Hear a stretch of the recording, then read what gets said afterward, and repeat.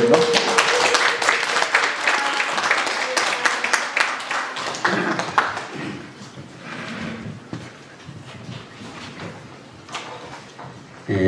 불러주셔서 대단히 고맙습니다. 최근 한 3년간 여러분들이나 저나 이 코로나 때문에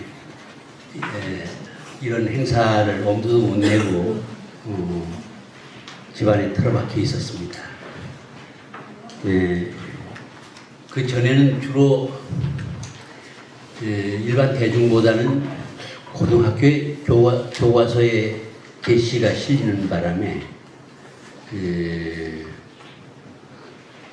고등학교에서 이제 작가와의 대화라고 하는 시간을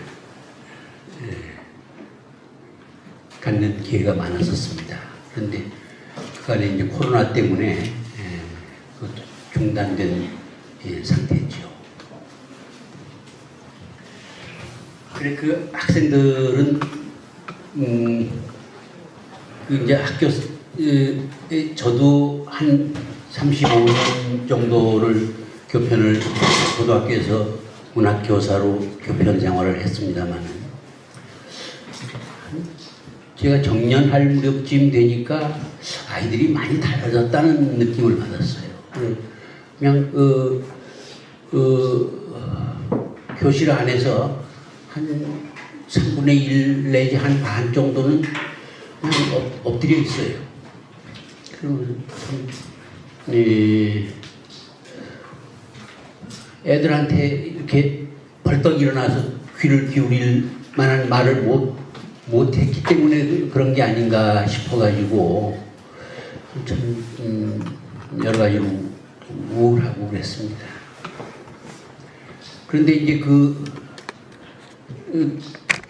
정년을 하고 학교에 여러 다른 고등학교에 이제 그 작가와의 대화 시간을 가질 기회가 있었는데 그때 이제 제일 처음에 이제 말을 꺼내기를 이제 수수께끼처럼 제가 너무 길다 하는 말을 들으면은 여러분들은 뭐가 연상이 되느냐 그랬더니 학생들이 수업이요 그러더라고요. 제 얘기도 이렇게 너무 길다 또는 지루하다 하는 느낌을 드리게 될까 봐서 걱정이 많습니다. 근데 이 너무 길다 하는 이 말은 사실은 그 소설가이며 시인이기도 한 또 쥘 르나르라고 하는 사람이 있는데 그분의 시의 뱀이라고 하는 시의 전문입니다. 그러니까 뱀이라는 제목으로 시를 썼는데 그 본문이 너무 길다. 이걸로 끝난 거예요. 너무 짧죠? 네. 근데 세상에서 제일 그 짧은 시 형태라고 알려져 있는 일본의 그 하이쿠라고 하는 게 있는데 그 유시화라고 하는 시인이 이 번역을 해낸 책 가운데 한 줄도 너무 길다 라고 하는 제목의 그 하이쿠 소개한 책이 있어요. 그러니까 시라고 하는 건 어떻게 해서든지 간에 짧게 압축적으로 그 자신의 생각과 느낌을 표현해야 된다 하는 뜻이 거기에 담겨 있을 겁니다.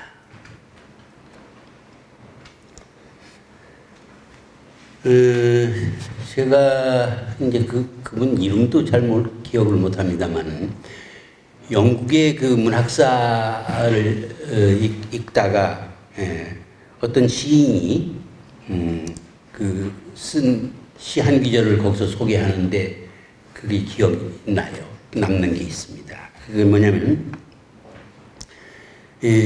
전쟁터에 나간 남편을 기다리면서 한 여인이 집 앞에 꽃밭에 그 물을 주고 있는데 그 우체부가 와서 전보 한 장을 주고 갑니다.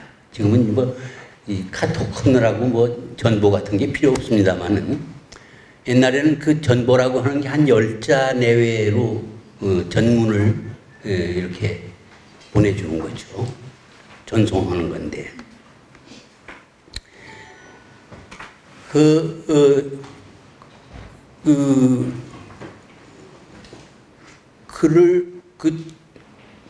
전문을 받은 여인이 그러면 남편의 전사 통보를 받은 거거든요. 전사 통보를 전문으로 받으면서 그걸 보는 그 여인이 글씨가 뱀처럼 들거렸다라고 하는 표현을 시에서 하고 있단 말이에요. 그 글씨가 뱀처럼 들거렸다라고 하는 말은 어떤 상태일까? 이 단순한 이 한마디 말 속에 여러 가지를 포함하고 있단 말이에요. 여러 가지가 함축된 뜻이 있다는 말입니다. 뱀처럼이라고 하는 말은 아마도 길다는 데서 이렇게 연상된 거고, 꿈틀거렸다라고 하는 건 어떤 의미일까 하면 눈에 눈물이 고여가지고 그 눈물을 통해서 보는 글씨의 한 줄짜리 글씨가 굴절되어 보였다고 하는 그런 것을 압축적으로 표현한 이해가 될 거예요. 그러니까 이런 게 이제 하나의 비유를 통해서 결국은 이렇게 압축적인 표현을 하게 되는 것이다. 그러니까 시가 기본적으로 이런 은유 형태 또는 직유 형태의 어떤 그 수사법을 통해서 표현될 때 좀 더 함축적이고 압축적인 표현을 할 수 있다 하는 걸 생각하게 됩니다. 그런데 이것이 너무 지나치게 되면은 그러니까 표현의 강도나 이런 거를 위해서 압축적인 표현이 필요한 것인데 너무 지나치게 되면은 암호처럼 되어버린단 말이에요. 그게 문제죠. 그러니까 이걸 어떻게 적절하게 잘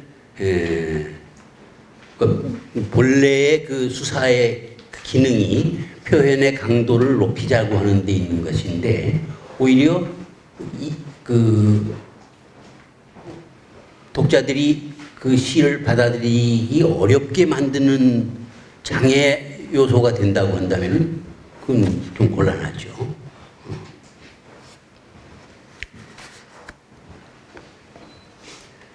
근데 좋은 시라고 하는 게 어떤 걸까를 생각하게 돼요.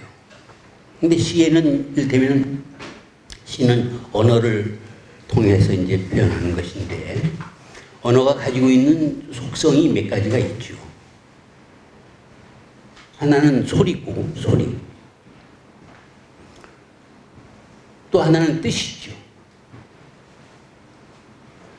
그리고 또 그 언어는 어떤 사물의 형상을 제시하기도 합니다. 가령 무슨 진달래 하면 우리가 진달래 꽃을 생각하게 되고 목란 이제 목련 하면은 목련꽃을 그 머릿속으로 그려보게 되지 않습니까? 그렇듯이 이런 어떤 형상성을 제시하기도 한단 말이에요. 근데 요 세 가지 기능이 아주 적절하게 한 편의 시 속에서 그렇게 균형감 있게 표현이 된다면 좋은 시가 되지 않겠는가 그런 생각을 했었어요.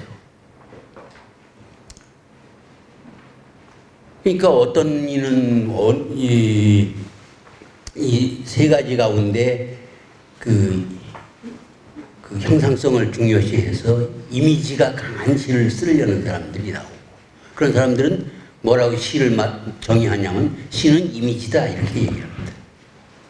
또 어떤 이들은 시는 음악이다 이렇게 얘기하는 사람도 있어요. 그 사람들은 언어의 그 운율이라든가 소리를 중시하는 사람들입니다. 아마도 우리 문학사에서 김소월이나 이런 분들은 아마 음악 쪽에 가까운 그러한 그 시는 음악이다라는 얘기를 할 법한 사람들이죠. 또 김광균이나 이런 분들은 이미지즘을 얘기하지 않습니까?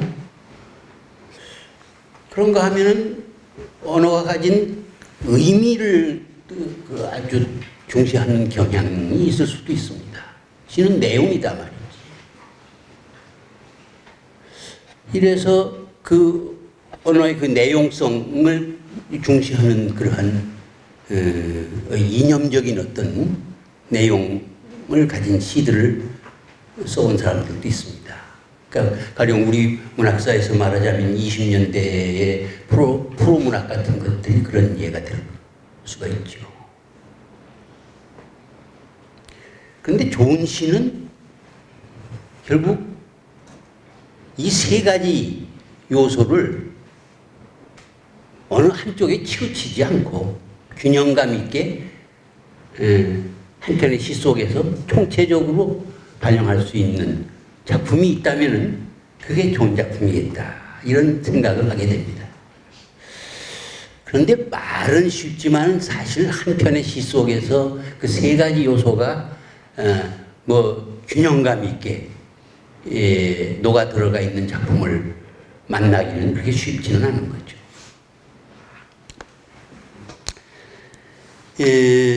돌아가신 시인 가운데 김종삼 시인의 시 한 편이 생각납니다. 이 시는 묵화라고 하는 시가 있어요. 묵화.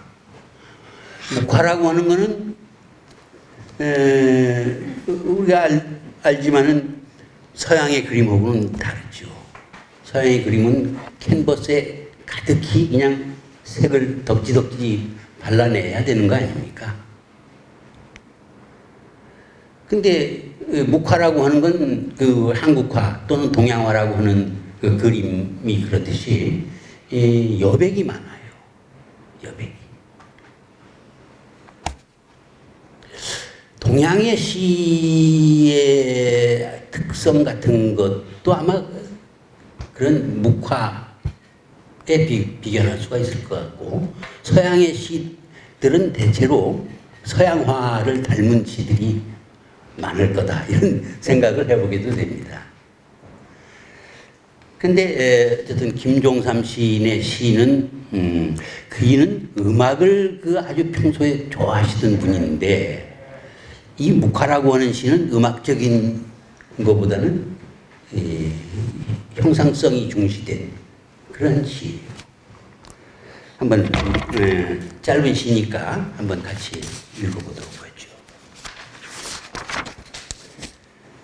묵화.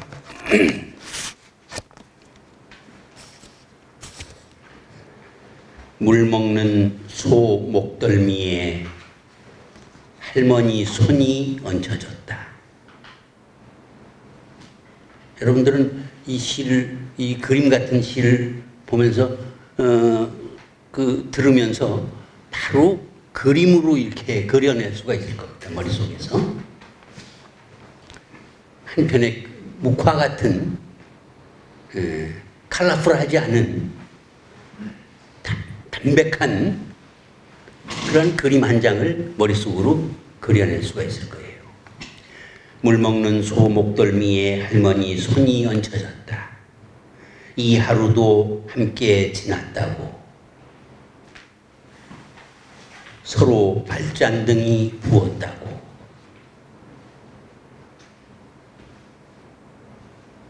서로 적막하다고.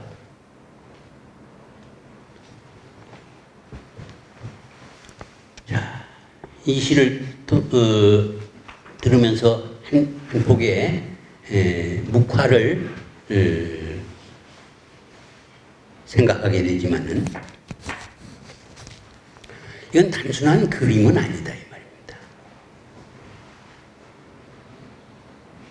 그럼 이 시가 함축하고 있는 다른 의미, 시 저 뒤편에 까지 들여다볼 수 있어야 되는데, 그래서 이제 시가 쓰여진 시대 배경을 생각하게 되는 겁니다. 이 시는 1969년에 발표된 걸로 되어 있어요. 바로 우리가 보통 얘기하기로는 1970년대에 들어서 우리가 본격적으로 우리나라가 산업화되기 시작했다고 이렇게 말하고 있습니다. 이거는 그 70년대에 가까운 그 무렵에 농촌 현실을 반영한 시라고 저는 받아들였어요. 젊은이들은 다 도시로 와서 일을 하고, 노인만 남게 되는, 노인들이 시골에 남아서 논밭을 일구는 그러한 상황이었죠. 여기에 등장한 할머니가 바로 그런 분이라는 걸 생각하게 됩니다.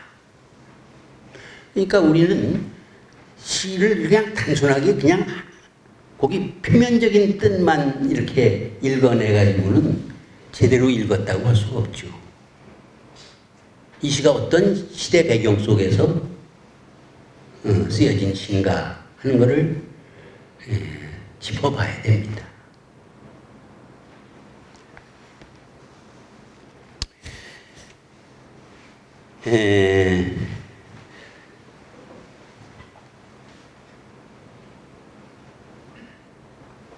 그 무렵쯤 될 거예요.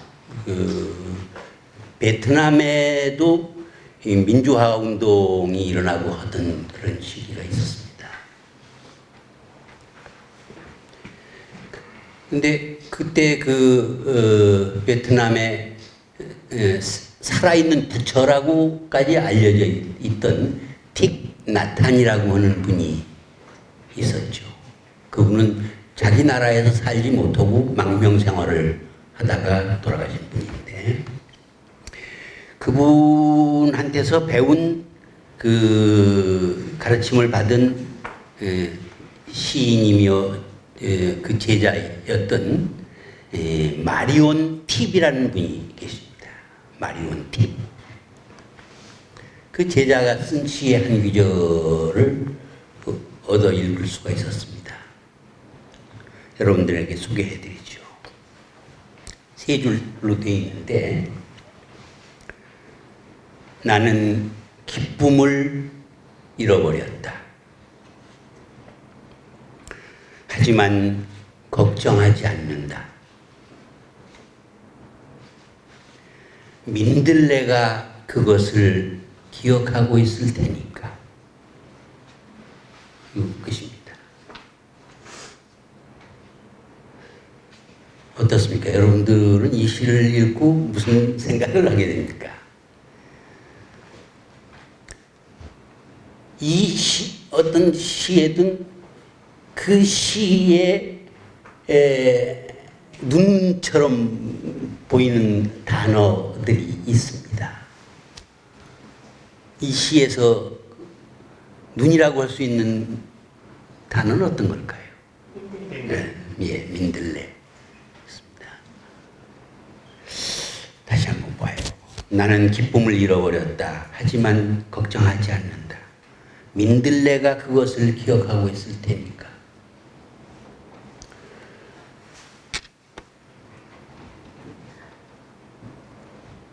그럼 이 민들레가 어떤 의미가 있는 것인가?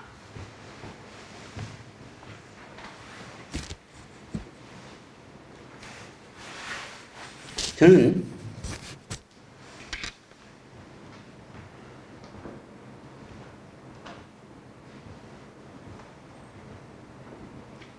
자연, 응? 바로 자연과의 교감을 얘기하고 있는 거다. 이렇게 봤습니다. 이 시를. 왜냐하면 이 민들레 대신에 말이죠. 다른 단어를 한번 대입해 봅시다. 나는 기쁨을 잃어버렸다. 하지만 걱정하지 않는다. 이분은 불교 신자니까 부처님이 그것을 기억하고 있을 테니까 라고 쓸 수도 있을 거예요. 그러면 전혀 다른 얘기가 돼버리죠. 나는 기쁨을 잃어버렸다. 하지만 걱정하지 않는다. 부처님이 그것을 기억하고 있을 테니까. 또는 크리스찬이라면 하느님이 그것을 기억하고 있을 테니까. 이렇게 쓸 수도 있을 거예요. 그런데 그 시는 그거는 신앙적인 고백은 될 수 있을지 모르지만은 어떤 시적인 울림은 없다고 나는 봅니다. 근데 여기 그렇게 그래서 이 민들레가 핵심 눈처럼 반짝인다는 얘기죠. 이 시 속에서. 이 사람은 잃어버린 기쁨을 자연 속에서 다시 발견한 사람입니다. 아까 묵화도 그거예요. 묵화도 시대적으로 볼 때 그러니까 산업화가 이루어지면서 농촌이 이제 분해되기 시작하는 그러한 시기에 그렇다면 노인만 남게 된 농촌 현실을 보여주고 있다면, 그러면서도 이 할머니와 소 사이의 관계를 한번 생각해 봐요. 소를 끌고 가서 어떻게 합니까? 응? 소 목덜미를 쓰다듬으면서 아이고 오늘 하루 고생 많았지. 응? 너도 힘들었겠다. 발전등이 부었겠네. 자기 발전등도 부었으니까 소도 부었을 거라고 생각하고 이렇게 감정을 나누고 있는 거란 말이죠. 자연과의 교감이죠. 그러니까 이 틱나탄의 이 시나 김종삼의 시가 다 같이 이 자연과의 교감을 얘기하고 있는 거죠.